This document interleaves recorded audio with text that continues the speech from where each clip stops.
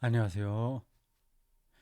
위르겐 몰트만의 책 절망의 끝에 숨어있는 새로운 시작 강독 12번째 시간입니다. 제목을 다시 한번 보실까요? 제목만 잘 봐도 전체 내용이 뭔지를 어느 정도 파악할 수 있습니다. 절망의 끝, 절망과 새로운 시작이 연결되어 있습니다. 우리의 삶에 절망이 없을 수 없죠. 죽음은 가장 큰 절망입니다. 그 외에도 살아있을 때의 절망도 많습니다. 우리가 많은 그 재난을 당하기도 합니다. 개인적인 재난도 있고 국가적인 재난도 있습니다. 어쩌면 인류 전체의 재난도 생각해야 될 겁니다.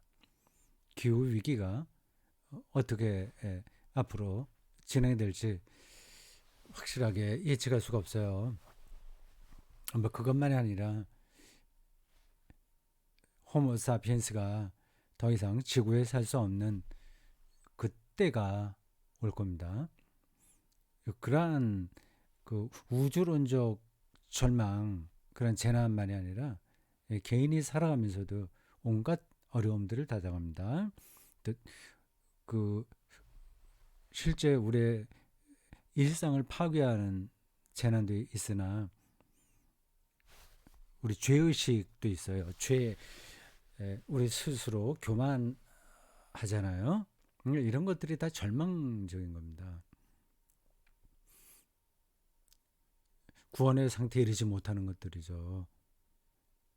그러니까 온갖 절망들이 우리의 삶에 놓여 있는데 그게 그것으로 끝나지 않는다. 제목 보십시오. 절망의 끝에 숨어있는 새로운 시작, 새롭게 시작한다는 겁니다. 그래서 부제로는 작은 희망의 이론, 작은 희망론입니다. 몰트만의 신학을 특징적으로 말할 수 있는 단어는 희망의 신학이 여기도 담겨 있죠. 제가 이 녹화를 오랜만에 합니다. 좀 이렇게 좀 몰아서 하거든요. 그래서 11강까지를 앞에서 몰아서 했고 그 뒤에 이제 한참 쉬었습니다. 한 달 정도 제가 녹화를 하지 않은 것 같아요. 아주 오랜만에 지금 녹화를 하게 됐습니다. 차례를 제가 한번 확인하겠습니다. 저도 그 기억을 되살릴 겸 해서 여러분들에게 차례에 나온 내용을 이렇게 스케치하듯이 말씀드리겠습니다. 이미 제목은 말씀드렸고요. 이 제목만 보더라도 전체 방향은 우리가 알 수 있죠. 이게 이제 이 책이 3부로 나눠져 있습니다. 1부, 2부, 3부. 그렇죠? 제가 이 책을 한번 보겠습니다. 네, 그렇습니다. 3부를 제가 좀 자세하게 볼까 합니다. 죽음 문제, 그리고 슬픔과 위로, 살아있는 자와 죽은 자의 그 교통, 하여튼 개인이 당할 마지막 죽음과 기독교가 얘기하는 그 이후의 문제를 다루고 있습니다. 일부는 여러분 그 화면에 나온 그 이미지 파일로 올라온 대로 그런 제목이죠. 모든 시작 안에 마법이 있다. 어린아이들은 다 잠정적 메시아다. 그런 표현이 어딘가 나오죠. 시작 안에 마법이 있다. 씨앗도 다 시작이죠. 싹이 나면서 거기서 어떤 일들이 벌어질지는 정말 놀라운 겁니다. 대충 우리가 경험적으로 알긴 하는데 그 자체가 마법과 같은 거예요. 엄청난 거죠. 그러한 그 시작과 그 다음 일어나는 사건들의 관계를 아주 심층적으로 이해해야 됩니다. 그럼 이제 우리의 죽음도 아주 심층적으로 이해할 수 있죠.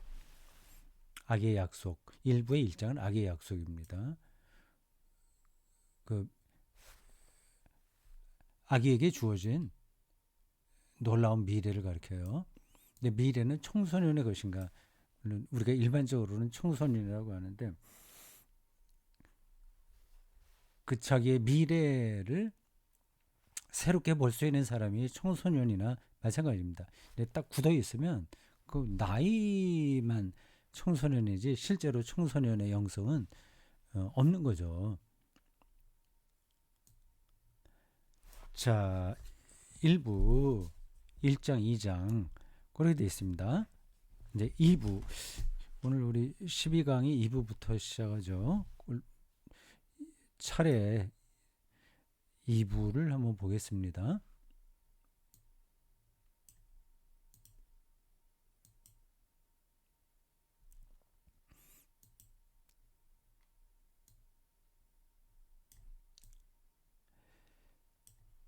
2부 나의 끝 안에 나의 시작이 있다. 참 이게 말장난처럼 들릴 수도 있는데 이건 잘 생각하셔야 됩니다. 내 삶이 끝났다고 생각할 때 시작이 있다는 거죠. 그게 뭐 어떤 말이 되나? 끝나면 끝나는 거지.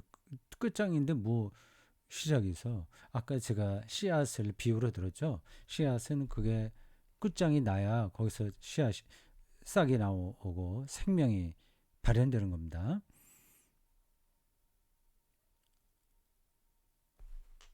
나의 끝이 요 2부에서 몇 가지로 분류됩니다.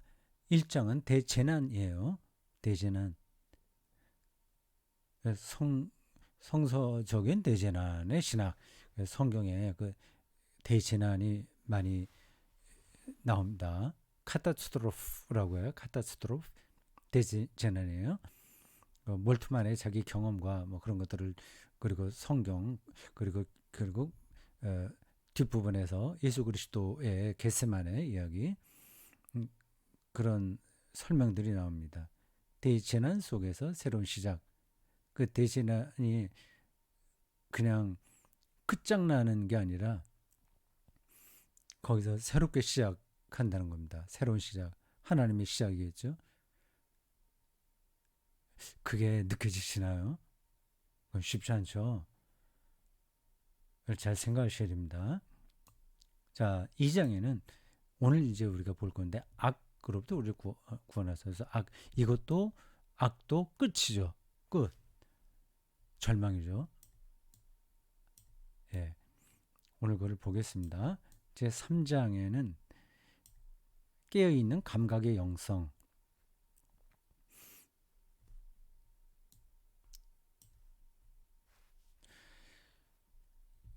예. 이 깨어있는 감각의 영성을 말하는 이유는 지금 잠들어 있다는 겁니다. 잠든 데서 깨어나야 되거든요. 근데 그게 뭐냐 하는 것들을 성경에 근거해서 설명하고 있습니다. 오늘은 2장인데 그래도 차례에 한 번 더 전체적으로 보겠습니다.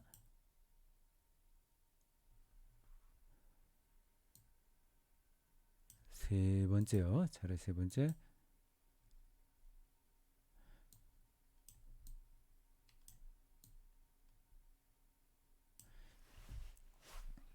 나의 끝 안에 나의 시작이 있다는 그 2부의 4장입니다. 희망의 생명력 됐고 3부 요게 저의 가장 그 관심 사항입니다. 요 3부부터는 그 텍스트 전체를 하나하나 다 읽어볼 생각이에요. 끝없는 시작이에요. 1장 죽음 이후에 삶이 있는가. 흥미있는 주제죠. 지금 우리의 삶을 다시 회복하는 건 아니에요. 근데 삶이 생명이 있는가? 여러분도 어떻게 생각하세요? 거기에 대해서도 말할 건 많이 있습니다. 일단 그건 그때 가서 봐요. 2장 슬퍼함과 위로함. 오늘 우리 삶에 비극적인 일들이 많죠. 대재난이 앞에서 말했는데 그 대재난에서도 오고요. 특별히 여기 슬픔과 우울증 같은 것도 얘기하네요. 우리 생명을 갉아먹는 것들이거든요. 3장 살아있는 자들과 죽은 자들의 교통, 사도신경에 나온 그런 단락입니다. 그렇죠? 제가 좀 확인해 보진 지금 확인하지 못하는데 이런 우리 그리스도교 전통에 그게 있어요. 이게 도대체 뭐냐 하는 거죠. 살아있는 자와 죽은 자들의 교통, 곧 교통. 우리 성찬식을 통해서 성자들과 하나 되거든요. 성자는 그리스도의 성도라는 뜻이기도 합니다. 죽은 성도들을 가리키기도 하죠. 그렇고 차례 마지막 대목으로 보죠.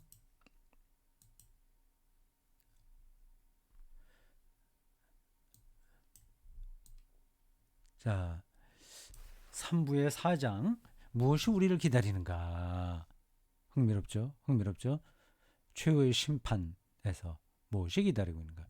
지옥, 게힌나, 위협하는 것 전혀 그렇지 않다고 제가 여러 기회가 있을 때마다 말씀드렸습니다. 지옥은 우리를 위협하는 게 아니에요. 우리를 두렵게 하는 게 아닙니다. 하나님과 함께 한다는 사실이 얼마나 큰 기쁨인가를 반어적으로 설명하는 게 지옥이에요.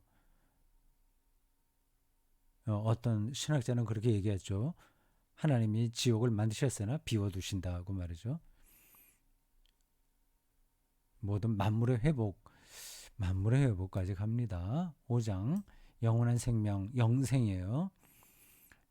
이게 이제 우리 그리스도인의 그 죽음 이후의 삶에 대한 관점입니다. 영원한 생명, 영생을 얻는 것을 우리는 믿습니다. 하죠? 영원한 생명이 뭐냐? 그리고 개인의 죽음과 그리고 최종적인 종말 사이에 있는 그 중간 시간, 바울은 그것을 잠자는 자들이라고 표현했는데 그걸 우리가 어떻게 이해해야 되냐 하는 것들이 다 저 영원한 생명이라는 그 기독교의 교리에 담겨 있습니다. 이거 재밌을 것 같아요. 6항목이군요. 자, 이렇게 이제 전체 차례가 나옵니다. 이 책은 그 전체를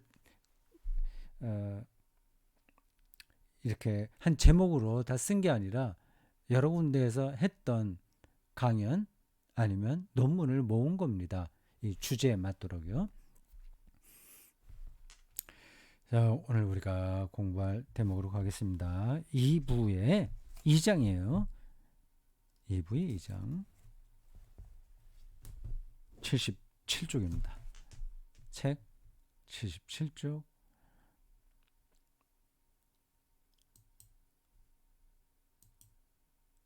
이미지 파일로 제가 하나 올렸습니다. 보시죠.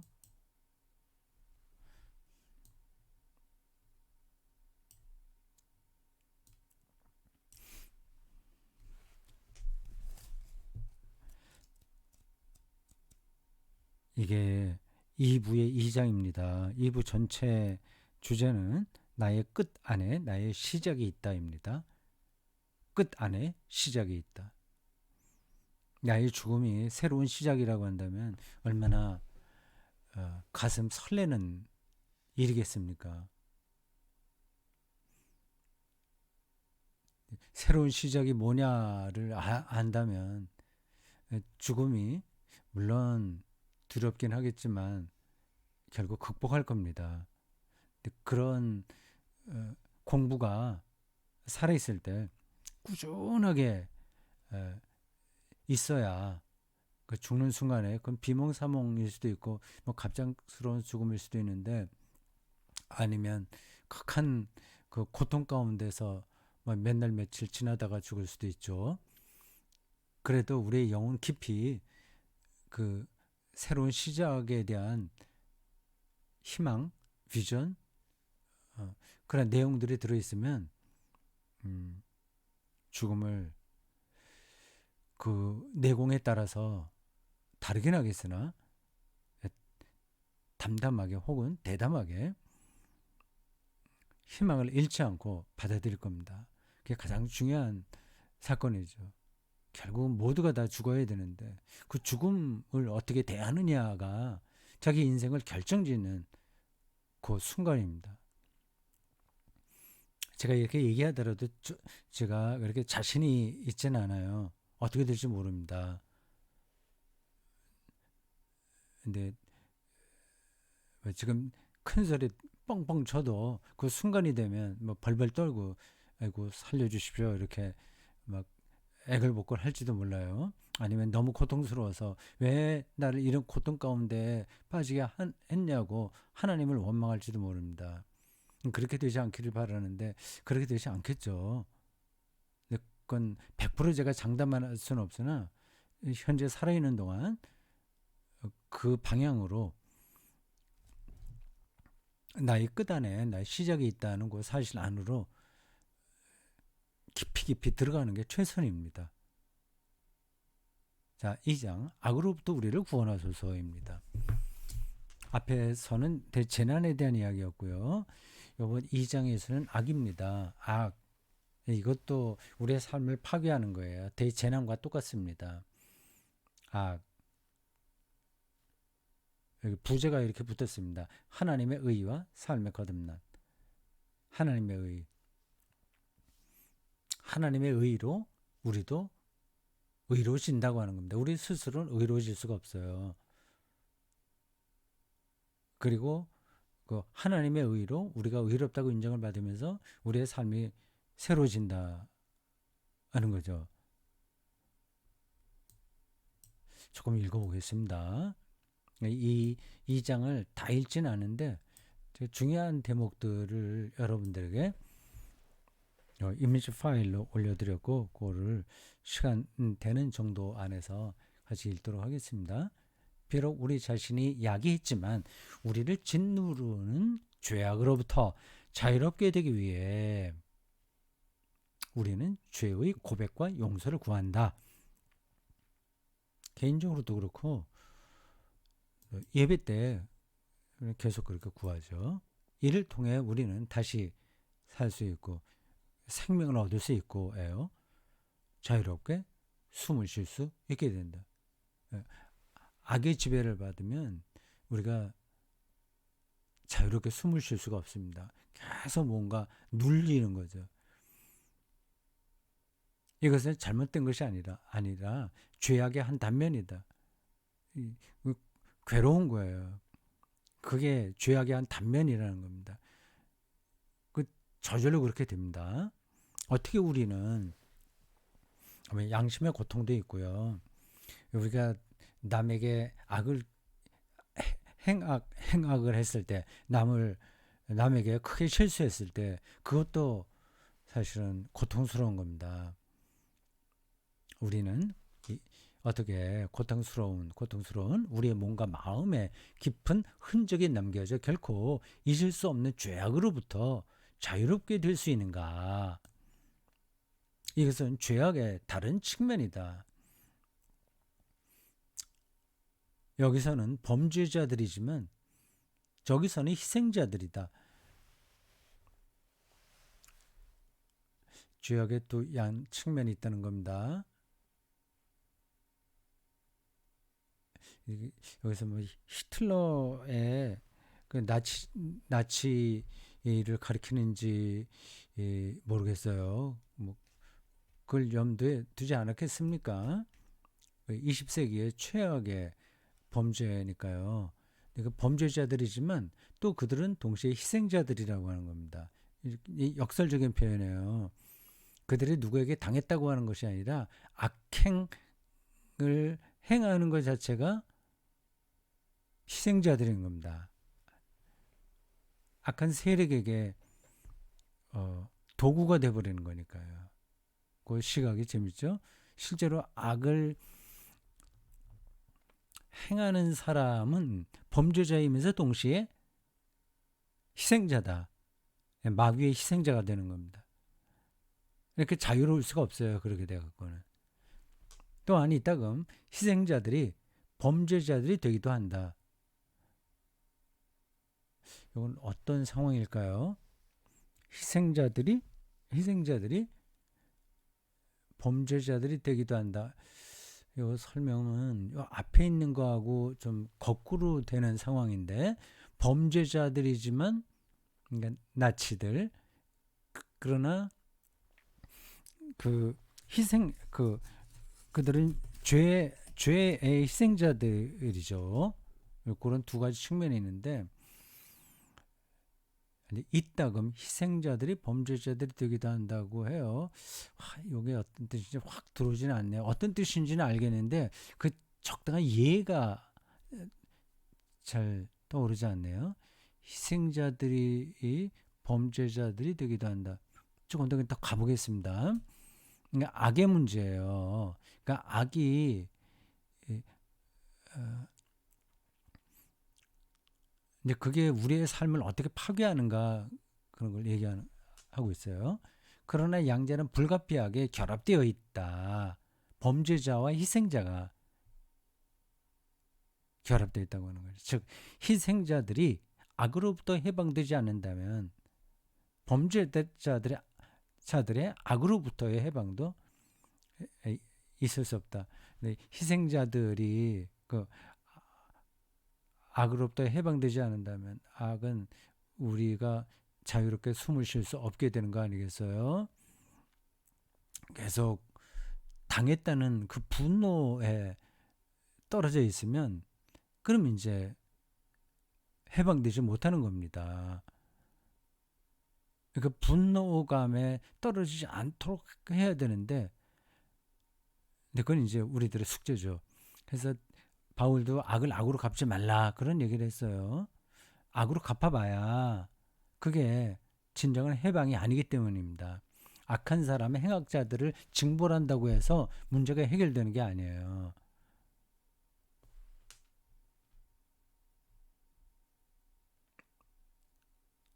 양편에서 정의가 실현되어야 하는 것이다. 즉 희생자들에게 정의가 실현되어야 하며,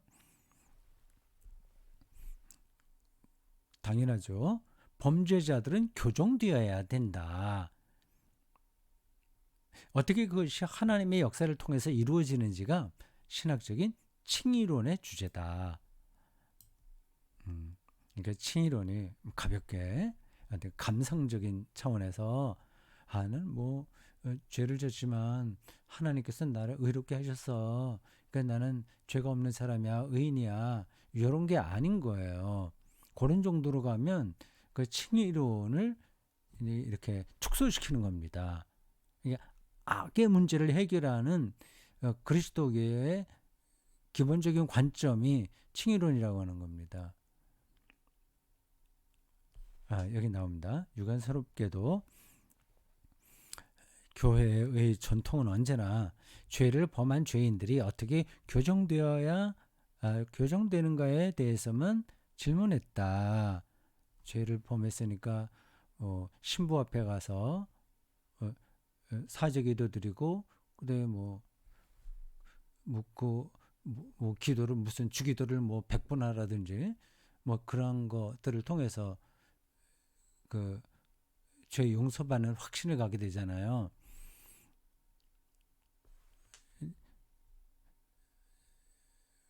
죄를 행한 거 그거만 문제 삼았는데 그거로는 충분하지 않다. 이와 동시에 희생자들에게 정의가 이루어져야 한다는 사실은 별로 주목되지 않았다. 이제 당한 사람이 어떻게 그 악에 희생당한 거잖아요. 그 분노심에서 벗어날 수가 없잖아요.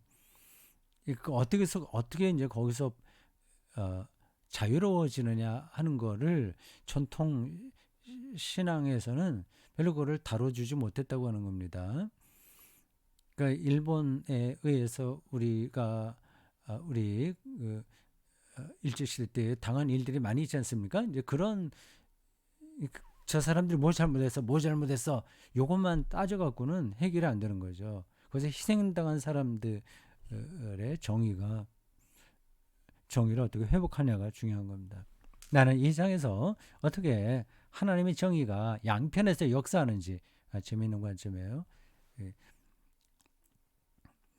행악자들의 관점과 희생자들의 관점 양편에서 역사하는지, 어떻게 희생자들에게 정의가 실현 그 다음 쪽으로 가야 되겠네요. 실현되고 그 다음 쪽 메일을 좀 돌려보겠습니다. 그 이미지를 좀 돌려보겠습니다. 78쪽이죠. 네. 이미지 파일로 하니까 정신없습니다.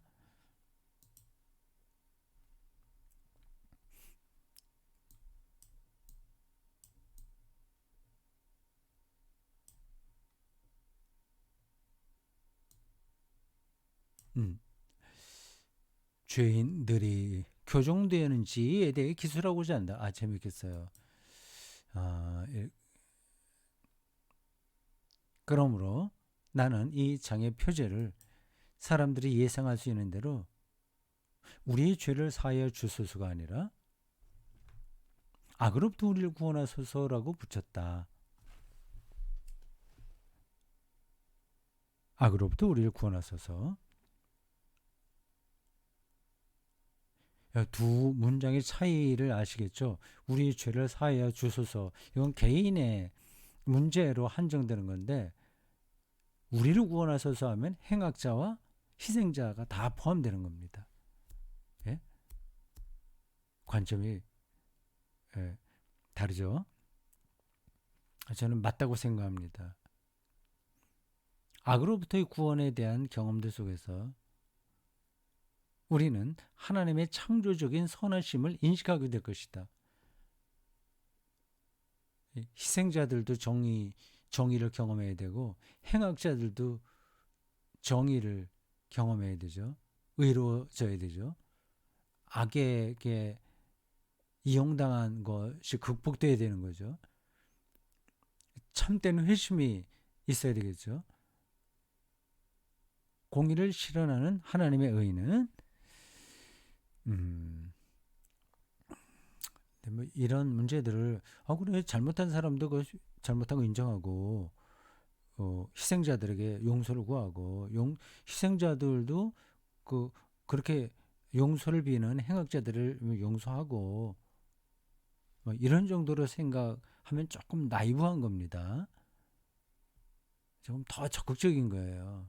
우리가 그것을 행할 수 있다는 게 아닙니다. 그런 것도 우리가 행하는 것도 물론 필요하고 그게 최종적인 것이기도 하겠으나 여기 몰트만이 이제 뒤로 가면서 이야기를 할 텐데 하나님이 하신다는 겁니다. 그 일을. 참 이런 점에서 그 신학과 우리 실제 그리스도인의 삶의 관계를 잘 생각해야 돼요. 이게 동떨어질 수도 있어요.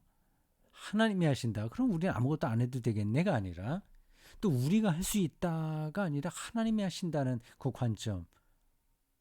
하나님이 우리를 의롭게 하심으로써 악으로부터 우리를 구원하신다는 그 믿음 안에서 우리가 어떻게 희생자들과 행악자들이 다 악으로부터 해방되냐. 그건 이제 구체적으로 우리가 찾아가야 되는 거죠. 공의를 실현하는 하나님의 의는 우리로 하여금 하나님의 오르심을 인정하게 하며 의예요. 하나님의 의. 참, 그것도 이렇게 한마디 해갖고 저런 의미가 다 들어오는 게 아닙니다. 하나님의 의. 그건 우리의 의와 달라요. 우리가 생각하는 이게 맞아, 이게 틀려. 그런 거하고 다른 겁니다. 어떻게 우리가 생각하는 의로는 행악자들도 악으로부터 구원받는 거를 생각할 수가 없어요. 그놈들은 이제 벌만 받으면 돼.